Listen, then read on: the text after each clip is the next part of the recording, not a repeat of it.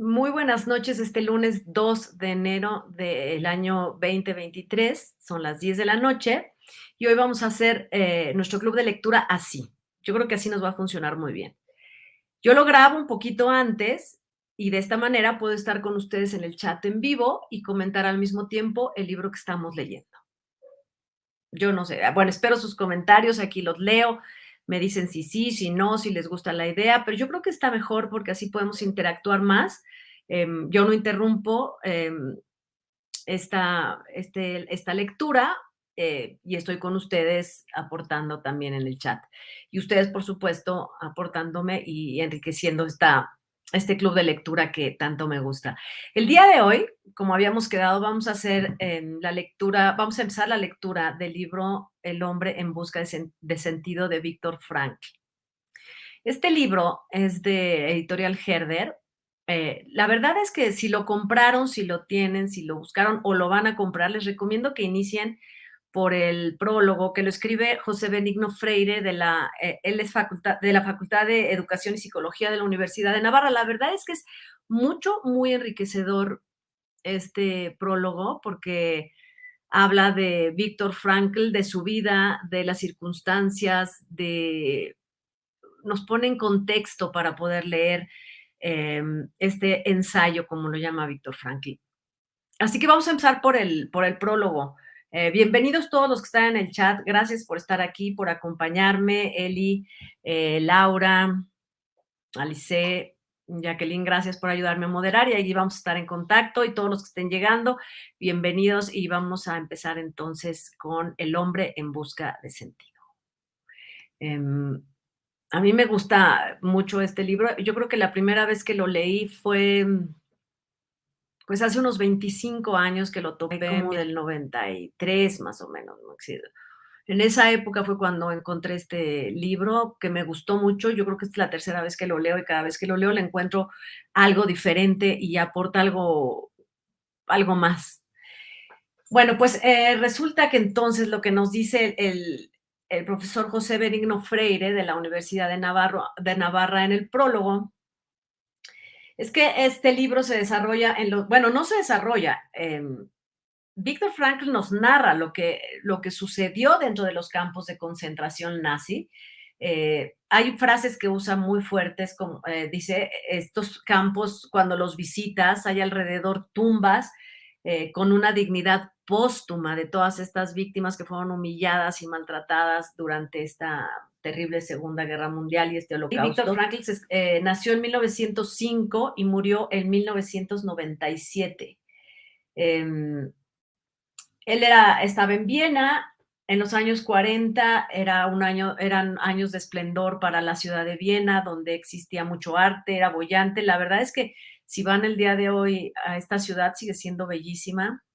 Coman un pastel Sacher en el Hotel Sacher, qué cosa mejor que un día fui y me acabé uno entero. Pero bueno, pues estaba ahí en Viena, una ciudad esplendorosa, boyante, con muchísimo presente en ese momento y pues tenía todo el futuro del mundo.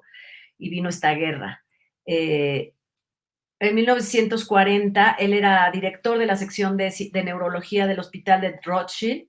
Tenía una carrera prometedora, pero nada más atendía a judíos. Y esto a pesar de que ya había empezado la persecución. Era como una afrenta lo que le estaba haciendo. Era muy fuerte. Eso habla mucho del carácter de Viktor Frankl. También era un hombre muy ingenioso. Era un crítico de la postura de Adler y de Freud, de estos psiquiatras, y él abogaba por la rehumanización de la psiquiatría, tanto teórica, que es el análisis existencial, como la técnica, que es lo suyo, que es la creación suya, que es la logoterapia. Él ya tenía avanzado un manuscrito con respecto a esta técnica, ya lo había pasado, ya lo quería mandar al editor. Empezaba con este puesto que tenía en la universidad a irle económicamente bien y entonces se casa en 1941 con Tilly Grosset, también judía. En esa época ya había empezado también la destrucción de las sinagogas, el confinamiento. ¿Se acuerdan que hemos visto en películas que son los documentos. Lo menciono en películas, aunque suene frívolo, porque son los documentos que tenemos. O sea, también hay libros, pero los hemos visto como los iban confinando en guetos y estaban cercados, de manera que solamente eran colonias de judíos que no podían salir de ahí, en donde vivían en condiciones pobres, cada vez más pobres, racionados, que francamente, para lo que vivieron después, pues esto era más o menos del paraíso. Pero bueno, ya había empezado el confinamiento y bueno,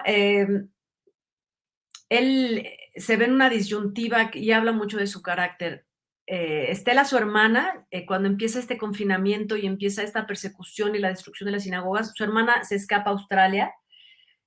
Su hermano estaba a punto de irse junto con su esposa y sus hijos a Italia y lo agarraron y lo mataron a toda la familia.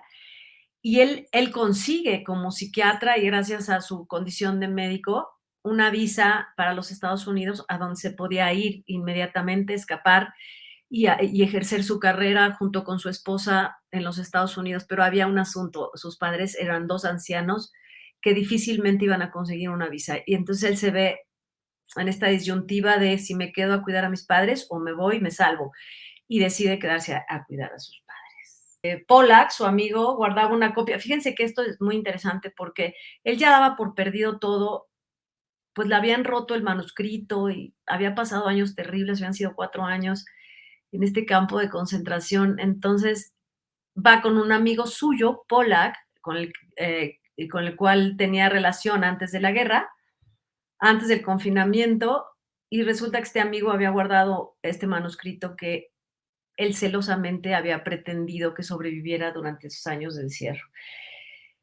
También le guardó otros recuerdos. Aquí es donde entonces reescribe psicoanálisis y existencialismo. Conoce bueno, el profesor Tuchman le da trabajo y conoce a una mujer que se llama Eleonor Katharina Schwind, que es una enfermera, y bueno, con ella empieza una relación. Este libro que escribe Existencialismo, Psicoanálisis y Existencialismo, que es lo que había recordado en el campo de concentración, más lo que ya tenía escrito, que le había guardado su amigo Pollack, saca el libro y bueno, 3 ediciones, le va muy bien.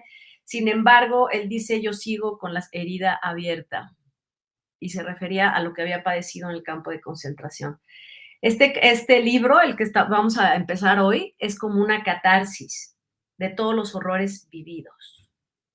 Él regresa cuando sale del campo de concentración a una Viena que está muy pobre, es 1945, consigue una habitación chiquita, él es pobre, aún tiene, pues yo me imagino, porque yo creo que ustedes también podrán hacer ese ejercicio cuando hayan pasado un evento muy fuerte, emocionalmente muy fuerte, aún les sienten aquí como una cosita, como que les duele o se les eriza la piel. Él estaba, imagínense, porque pues esto es una cosa terrible. Él seguía todavía en esta condición con la hipersensible, y entonces consigue al final 3 secretarias porque para escribir el libro, para escribir esta catarsis, y de repente, como describe el profesor, interrumpía el dictado a las secretarias que respetuosamente guardaban silencio y lo escuchaban llorar desesperadamente, o llorar y desahogarse y desahogarse. Lo hemos visto en otros libros que llorar es desahogarse y sacar toda esta energía. Imagínense todo lo que se puede haber acumulado con tanto dolor. La primera edición de este libro que vamos a leer, El hombre en busca de sentido, apareció en 1946 y el título iba a ser Un psicólogo en un campo de concentración. Y la idea para él era que este libro fuera anónimo y que no más llevara su número de preso, que se los tatuaban y se los cosían también, porque él no tenía ninguna pretensión de exhibicionismo ni nada. Pero pues le dijeron, oye, no, porque tú estás dando un testimonio, un relato, y va a perder toda la credibilidad si no lleva un nombre. Entonces es por eso que decide firmarlo con su nombre, Víctor Frankl. Y también le cambian el nombre y se llama, bueno, esto después de mucho, porque el libro se lanzó y fue un fracaso, nadie, bueno, 1961, 1946 sale el libro y es un fracaso, nadie lo compra, total, y los editores decían, este es un libro enfermo, nadie lo va a comprar. Pasa, imagínense, del 46 hasta 1961, que un editor, que un profesor Alport dice, esto hay que editarlo y hay que volverlo a sacar. Nada más que vamos a pedirle a Víctor Frankl que además del testimonio que da en el ensayo sobre el encierro en el campo de concentración, también dé los principios y fundamentos de la logoterapia, lo cual lo hace un libro sumamente rico en información, pues en todo, en todo. No es un libro de sentimental como El niño de las pijamas de rayas, no, tampoco es La vida es bella, no, no, no es un libro que esté apelando a los sentimientos del lector, es un libro que está explicando y es una cosa impresionante, está tratando de que el lector trate de entender lo que puede haber vivido alguien ahí dentro y lo que puede haber sufrido. Finalmente, en 1963, el libro se convierte en un éxito mundial, o sea, casi 20 años después, en realidad son 17 años después, se traduce a 30 idiomas. Es un libro entre los 10 libros, se considera uno de los 10 libros de mayor influencia del siglo XX. Tiene mérito literario y mérito filosófico. Y esto lo voy a decir textual, como lo dice el profesor Freire, por la profundidad de sus intuiciones psicológicas, por la belleza de la prosa, el humanismo que retrata la capacidad de grandeza y miseria que habitan en el hombre. Porque sí, van a ver a lo largo de, ahora que lo empecemos a nosotros con la lectura, van a ver cómo sí se reflejan desde el inicio tantas cosas, del mismo, ¿eh? Se convierte este libro en un canto de libertad y no, él no emite un juicio, solamente describe. Describe y ve la vida de los prisioneros desde un punto de vista psicológico. No es un libro testimonial, no es un libro autobiográfico. El hombre tiene que darle sentido a su sufrimiento y entonces cuando le da un sentido a su sufrimiento, deja de serlo porque ya tiene para qué es. ¿Qué es lo que luego, esta frase que nos dicen como muy, cuando nos sucede algo grave, nos dicen, no, no preguntes por qué, pregunta para qué. Bueno, pues es esto, en realidad es darle un significado, un sentido al sufrimiento y saber que hay algo importante. Ahora vamos a empezar ahora con la primera parte del libro El hombre en busca de sentido de Víctor Frankl. Y la primera parte, el título es Un psicólogo en un campo de concentración. Como dijimos en el prólogo, o como dijo el profesor en el prólogo, este era el título tentativo del libro, que al final cambió pues para que fuera un poco más vendible, porque al principio ya dijimos fue un fracaso, para que fuera vendible, pues había que ponerle un buen título y fue El hombre en busca de sentido. Él se lo dedica a su madre, a quien, como sabemos, no volvió a ver, y dice que es un reflejo de las experiencias personales que tiene. Y su intención y el objetivo del libro es cómo se ve afectada la psicología de un prisionero en un campo de concentración. El sufrimiento de los campos de concentración pequeños no siempre se ha tomado en cuenta, y él lo dice, todo el mundo ha hablado de campos de concentración como Auschwitz, pero en los campos de concentración pequeños se sufría muchísimo, y eso a esos personajes, a esas personas, a esos individuos que estuvieron en esos campos, la gente los ha olvidado, y es de a lo que se refieren con estas tumbas anónimas de muerte sin sentido. Em, Eran llenos de sacrificio, de sufrimientos, eh, la muerte de las víctimas, el padecimiento han sido olvidados. Existía un grupo de personas que eran los capos, que eran prisioneros, eran elegidos por la SS, que era la policía de los nazis, y entonces ellos elegían quiénes entre los prisioneros podían ser capos y dice, elegían a los más miserables y estos efectivamente, dice, a veces se equivocaban y entre los más miserables pues resulta que no eran tan malos, pero generalmente eran de los prisioneros los más despiadados. Yo me imagino, no lo dice aquí, pero yo me imagino que se refiere a que alguien que fuera violento o que no tuviera escrúpulos o que fuera, a ellos los elegían para que fueran los capos y fueran los que mandaran entre los prisioneros. Dice, a veces eran peores los capos que los mismos guardias nazis. Pues así era. Y yo creo que a eso se refiere en el prólogo el doctor, el profesor, cuando habla de lo más oscuro de la naturaleza humana. Los capos tenían un brazalete y tenían mejor comida, eran aliados de los nazis y, como les digo, eran más crueles.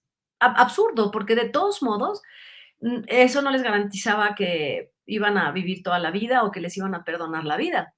Pero por un poquito de tiempo, por un poquito de respiro o de mejor calidad de vida, pues preferían ser aliados y traicionar a sus paisanos, a sus compañeros de sufrimiento. Em, la selección activa y pasiva. Lager, aquí menciona la palabra lager, que quiere decir campo. Bueno, pues entonces en estos lager o en estos campos, la lucha siempre era por sobrevivir, por salvar al amigo, por no ir al campo de concentración. Aquí a los prisioneros los trasladaban del campo de concentración donde él estaba. Cuando sabían que iban a trasladarlos, era porque los iban a llevar a Auschwitz o a alguno de estos campos de concentración grandes, en donde sí existía la maquinaria de cremación y donde existían todas estas cámaras de gas. Entonces, ellos trataban de borrar su nombre o de borrar el del amigo o trataban de chantajear a alguien para que no, o sea, aquí se trataba de salvar la vida. Pero había una cosa muy fuerte. Si yo salvaba mi vida o salvaba la vida de mi amigo, tenía irremediablemente que entregar la vida de alguien más. Alguien tenía que morir de todos modos. Qué fuerte, qué fuerte. Em, a los guardias no les interesaba quién estaba en la lista, no les interesaba el nombre, o sea, no era un asunto personal. A ellos les decían: "Tienes que traerme 20, pues te llevo 20 prisioneros". Por eso los que estaban prisioneros tenían esta posibilidad a veces, pero muy remota, de cambiar el nombre de quien se iría, porque a los guardias les daba igual, les daba igual. De todos modos los iban a matar. Em, los capos elegidos se podían elegir activa o pasivamente. Los peores eran la elección activa, que eran elegidos por la SS, y los pasivos, que eran muy brutales, eran los que pues, la naturaleza los hacía. Es como el típico fortachón y el bully del salón. Bueno, pues ese no es que el profe lo eligió, nadie le dio el poder, lo asume él solito. Aquí dice que de todos modos era absurdo, como les dije, pelear por este poder porque sobrevivir era un milagro. Al final acaba siendo un milagro. Y pasamos al informe del prisionero 119,104. Ese iba a ser el título del libro, y ese era el número de Víctor Frankl en el campo de concentración. Un ensayo psicológico. Él era un prisionero común, él cavaba, pues, como, estos como canales que van junto a las cercas. Un día lo mandaron a excavar un túnel, él solo. Es que yo me imagino, los trabajos deben haber sido brutales, pero aquí hay una cosa muy interesante. Después de que cavó esa tumba, ese túnel que atravesaba la carretera, él solito le dieron 2 cupones. Los 2 cupones significaba que los podía cambiar.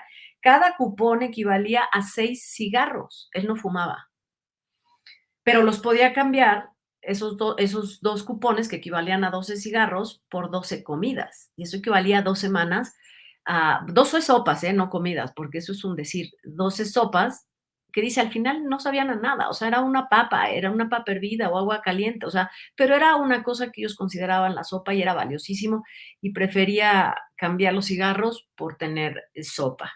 Él se dio cuenta que las compañías, por ejemplo, contrataban a los campos de concentración, pagaban una cierta cantidad por cierto número de prisioneros y pagaban con vales, prácticamente esclavitud. Los vendían los nazis a ellos como si fueran esclavos.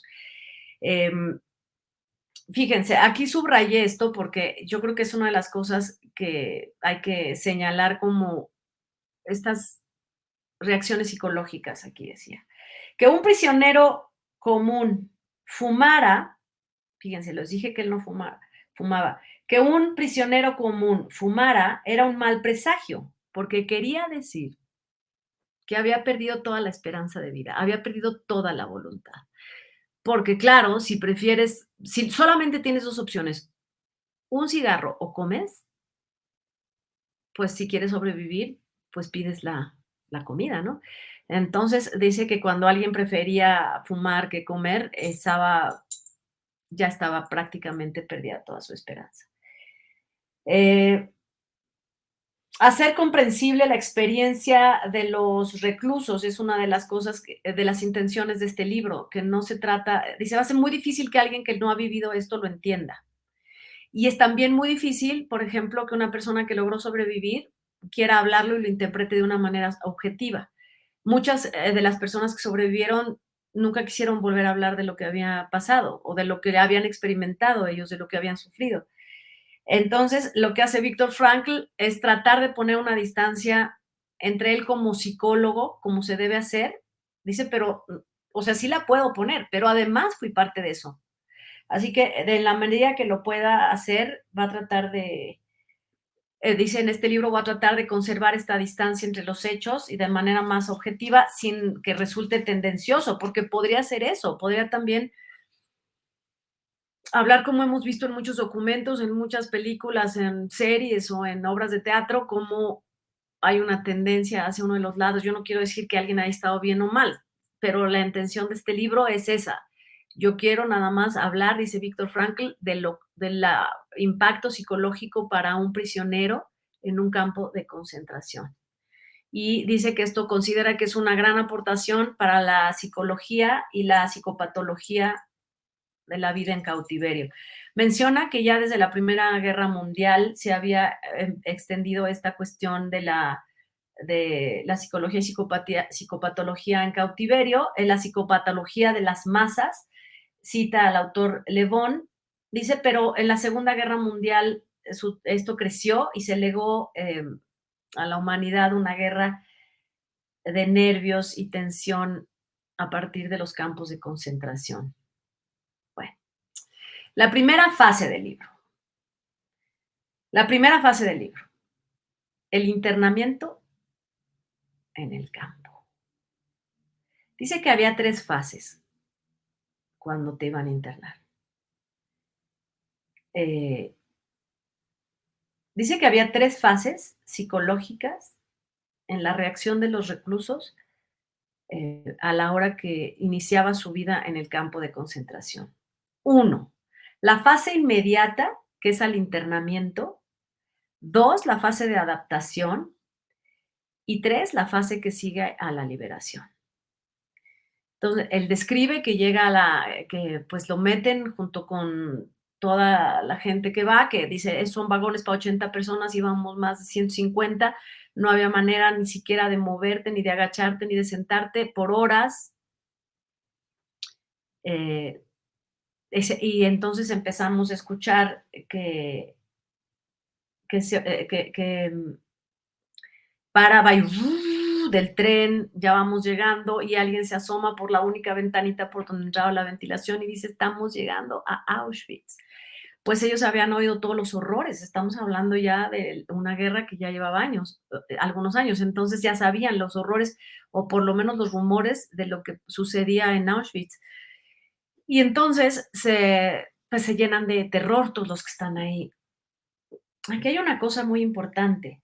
Eh, los reciben reclusos, dice que se veían muy rozagantes, chapeaditos, pues eso te da como un poquito de esperanza, él describe, porque estás viendo que están hablando que a la gente le va muy mal y estamos viendo que estas personas que nos están recibiendo, que tenían su uniforme de rayas, pues están bien, se expresan con cierto humor, que en esas circunstancias, dice, resultaba grotesco, pero dice, bueno, pues ese optimismo que reflejan estos reclusos, seguramente, pues dice, al final pensó que los elegían para que los que iban llegando no se sintieran tan mal, lo cual es paradójico, porque ¿cómo? Si de todos modos los vas a tratar muy mal, ¿qué te importa cómo se sientan?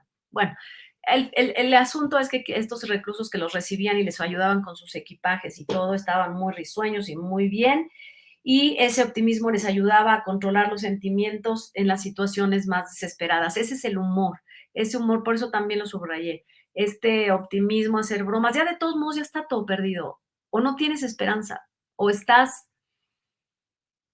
No sé si ustedes, no sé si les ha pasado que hayan ido a algún velorio y hayan escuchado que dicen chistes, es muy común, pero es eso, aquí lo entiendo como un mecanismo de supervivencia, ¿no? Como un mecanismo de defensa de la psique. Y menciona entonces lo que se llama la ilusión de indulto, que es un término en psiquiatría, y es el proceso de consolación de los condenados a muerte antes de su ejecución. Ellos creen, muy dentro de ellos tienen la esperanza casi irreal de que en el último minuto van a ganar el indulto, los van a perdonar y van a seguir con vida. Eso se llama la ilusión del indulto. Les quitaron todos sus equipajes, todas sus pertenencias, relojes, anillos, todo.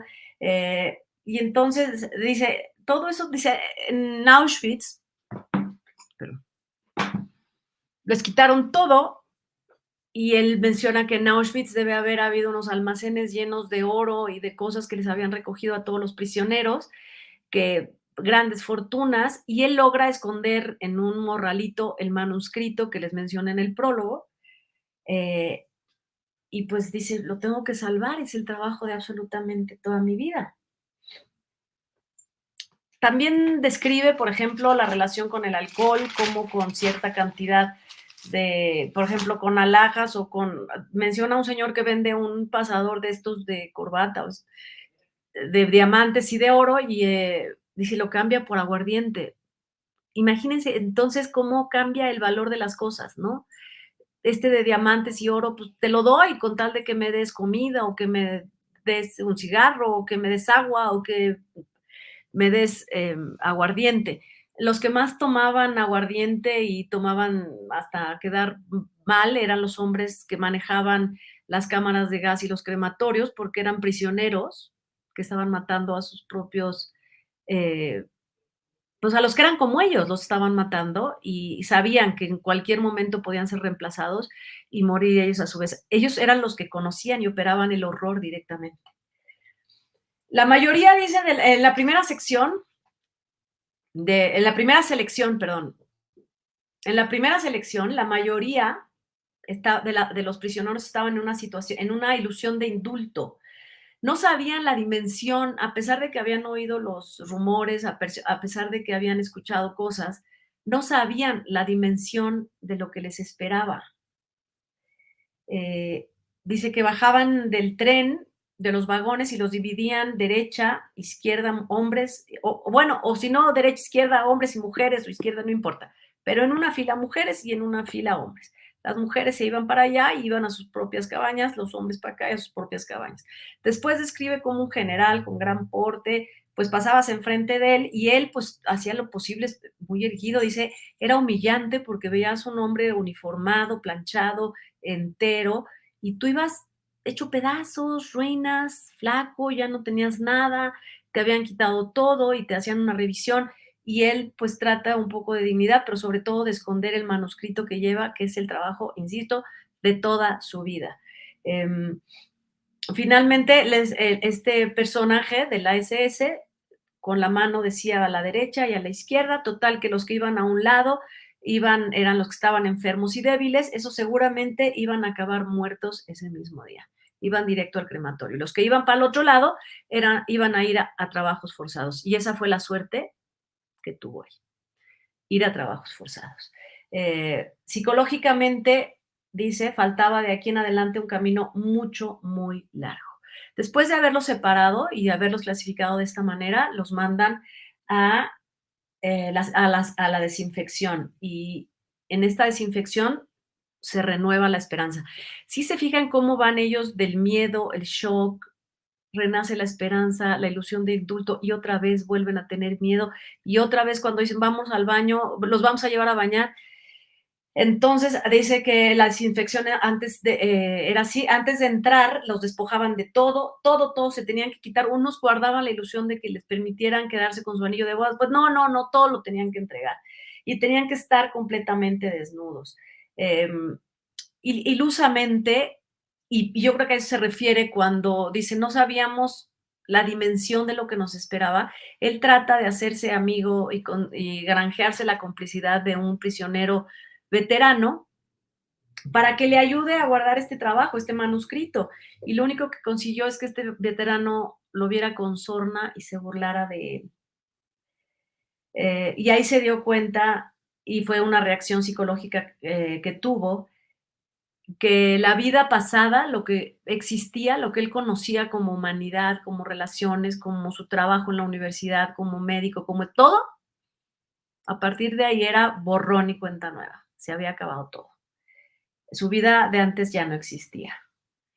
En la antesala del baño describe, los desnudaban todo, y menciona una frase muy bonita: aún estábamos forcejeando con la esperanza, aún tenían esta ilusión de indulto que menciona hace ratito, ¿no? Pero ya los habían rapado de todo, todo el cuerpo, no solo el pelo, todo los habían rapado completamente, y es la primera vez que ve los maltratos físicos y empiezan a recibir entonces latigazos. Latigazos porque trataron de esconder algo, porque trataron de contrabandear algo, trataron de sobornar a alguien, y si los cachaban, pues eran latigazos, y es la primera vez que ve esto. Y entonces viene el miedo de nuevo, o sea, de la esperanza al miedo, al terror, en la existencia desnuda.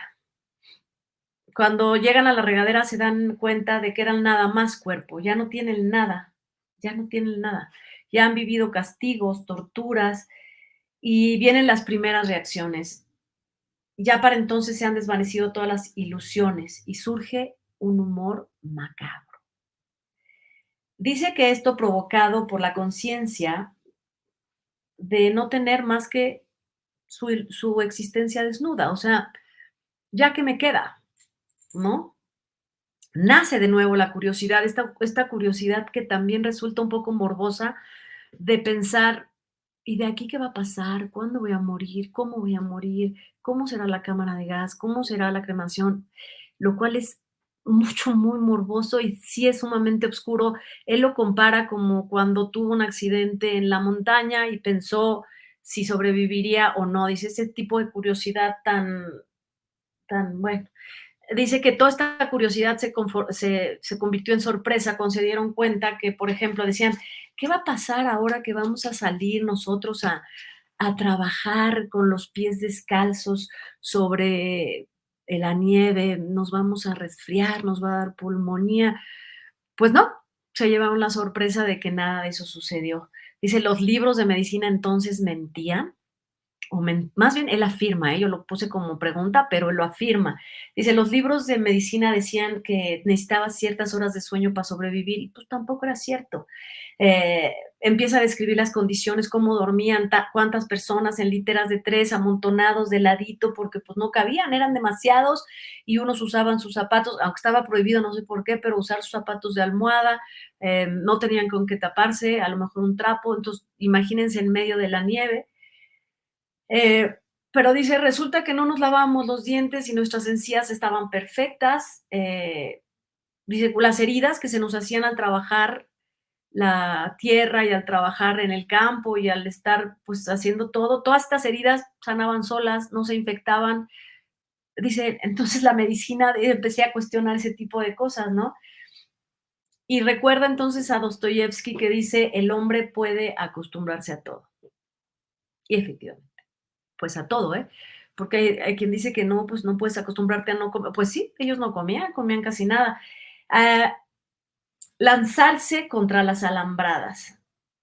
Dice, aún no había conciencia del estado en que estábamos, y entonces había una idea, cuando todavía no habían hecho esta conciencia real de lo que estaban viviendo, de lo que podían llegar a sufrir, empieza a haber entre todos los prisioneros la idea de suicidio empieza a rondarlos, ¿no? Dice, yo me prometí, dice Víctor Frankl, yo me prometí nunca lanzarme contra alambrada, que era una alambrada eléctrica. Si se hubieran lanzado, pues se matan. Y hubo quienes al principio lo hicieron. Pero después se dieron cuenta que pues tenía muy poco sentido para un prisionero común y corriente, que no tenía poder, que no tenía recursos, que no era de los favoritos, porque pues de todos modos los iban a matar. ¿Por qué me voy a matar yo? ¿No? Así que, pues, mejor decide no él decide no suicidarse ni pensar en eso. Dice, en la primera fase del shock, cuando recientemente te meten al campo de concentración, se pierde por completo el miedo a la muerte, o por lo menos en una parte. Cita a Lessing y dice, hay cosas que pueden hacerte perder la razón a menos que no tengas razón que perder. Y yo creo que eso se refiere con esto. Pues, si de todos modos te vas a morir, es como un hecho, como lo interiorizas. Y es algo yo creo que muy difícil de entender para una persona que no ha estado en una situación de vida o muerte, prisionero en un lugar a punto de ser asesinado. No sabemos. Siempre conservamos esta esperanza de sobrevivir aún en un accidente o en una enfermedad o en cualquier situación. En esta sabías que tu vida no estaba en tus manos. Era imposible. Fuerte, ¿no? Em, Dice que describe cómo en una ocasión llegó un médico, porque según había el rumor de que los médicos eran más amables, se compadecían con los médicos prisioneros, porque había algunos médicos que los llamaba la policía de la SRC para que los atendieran y tenían ciertos privilegios. Entonces decían, no, hombre, ellos son muy buenos con los médicos. Y dice, la verdad es que no es cierto. Pero empieza a perder el miedo a la muerte cuando se nota cuando dice, llega este médico y empieza a decir, no, pues tienen que hacer esto, cuando vengan por ustedes, traten de con un, ¿cómo se llama? Vidrio, ráspense un poquito aquí para que se les vean chapitas y se vean rozagantes, y con un vidrio quítense todo, rasúrense todo el cuerpo. El chiste es que para que se vean más jóvenes, para que no se les vean canas y no los manden pues y directamente. Y volteó con Víctor Frankl y dijo, bueno, tú la verdad es que yo sí, tú creo que no vas a sobrevivir. Y la reacción de Víctor Frankl fue sonreír, lejos de discutir o de enojarse o de entristecerse, fue sonreír. Y lo que él dice son las reacciones de un hombre ante una situación anormal, normalmente son anormales. Dice que es lo que esperan los psiquiatras. Dice, no esperas que una persona que has internado en un hospital psiquiátrico reaccione de una manera normal, sino lo normal es que actúe de una manera anormal, es lo lógico. Y aquí lo plantea y lo pasa para acá. Las reacciones anormales, pues son lo normal, porque la situación es anormal. Hasta aquí hemos llegado ahorita, hasta aquí hemos llegado ahorita, el primer día de lectura del Hombre en busca de sentido. Y bueno, espero que les haya gustado. A mí me está encantando este libro. Lo vamos a acabar rapidísimo en 2 o 3 días porque es rápido, es corto, pero sumamente profundo, sumamente profundo. Muchísimas gracias a todos por haber estado aquí. Nos gusta más así. Yo creo que estamos más cómodos. Ya no estoy tan en pijama, pero sí me puedo tomar un cafecito con ustedes mientras estamos en el chat. Gracias por acompañarme. Por favor, compartan mi programa, compartan el club de lectura, inviten, propónganme el libro que quieran que leamos, el tema que quieran que leamos. Y bueno, por supuesto, las críticas son muy bien recibidas. Me trago como cualquier persona, pero bueno, es el chiste. Que nos retroalimentemos.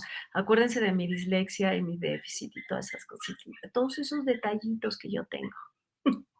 Gracias por haber estado aquí en el chat. Alice, Eli Caballero, muchísimas gracias. Jacqueline y gracias Laura por ayudarme con el chat. Y bueno, mañana nos vemos a las 10 en punto de la noche. Gracias a todos.